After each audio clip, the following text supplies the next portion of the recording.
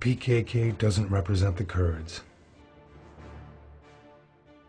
Some parts of the left that have fallen under the influence of that propaganda, or that feel an ideological proximity to the PKK, give the impression in the Western press that the PKK is a heroic army supposedly defending its own land. The fact is, however, that the PKK is neither heroic nor a representative and protector of the Kurdish people.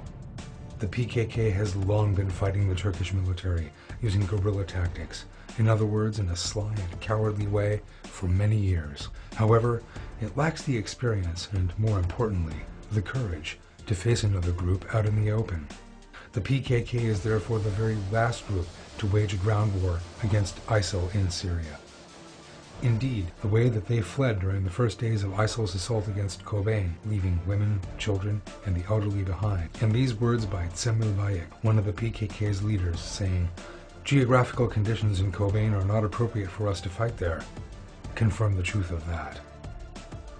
One of the mistaken impressions prevalent in the West is that the PKK represents the Kurdish people. Since the PKK has very effective propaganda power overseas, they have falsely created such an image. The fact is, however, that the socio-cultural characteristics of the Kurds make it impossible for them to accept and embrace such an organization right from the outset. The Kurds are religious people who are devoted to their families and loyal to their traditions. They are warm and peace-loving people.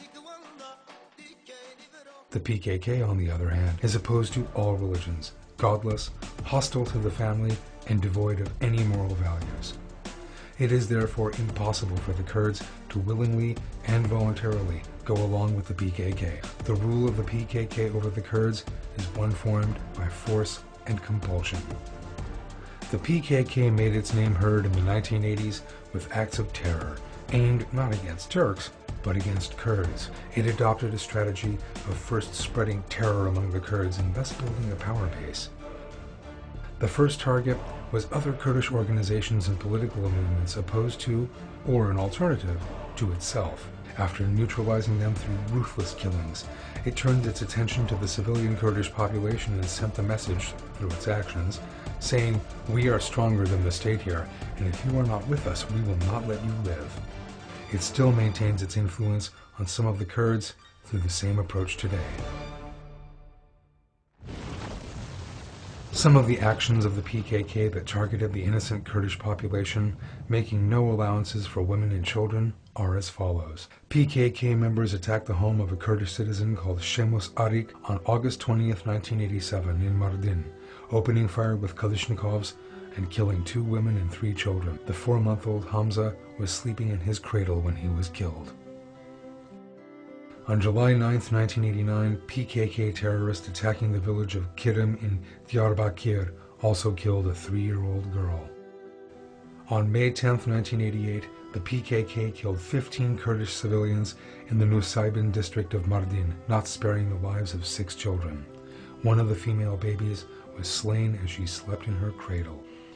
On June 10th, 1990, the PKK killed 27 civilians in an attack on the village of Chemrimli in Shirnak.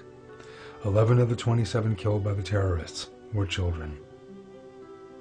On August 19th, 1992, the PKK attacked civilians in the Litsey district of Diyarbakir and raped a baby in its crib with machine guns.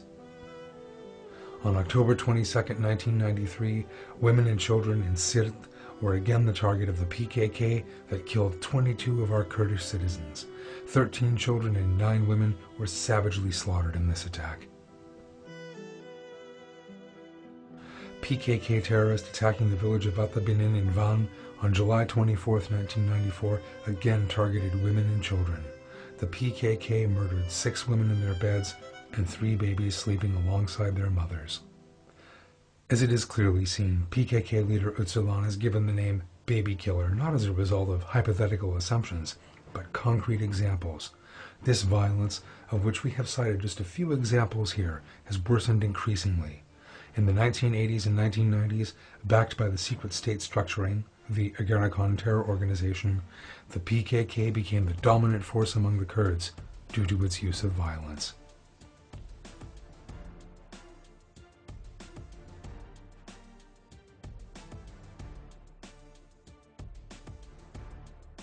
The number of people who lost their lives due to PKK terror in Turkey exceeds 40,000.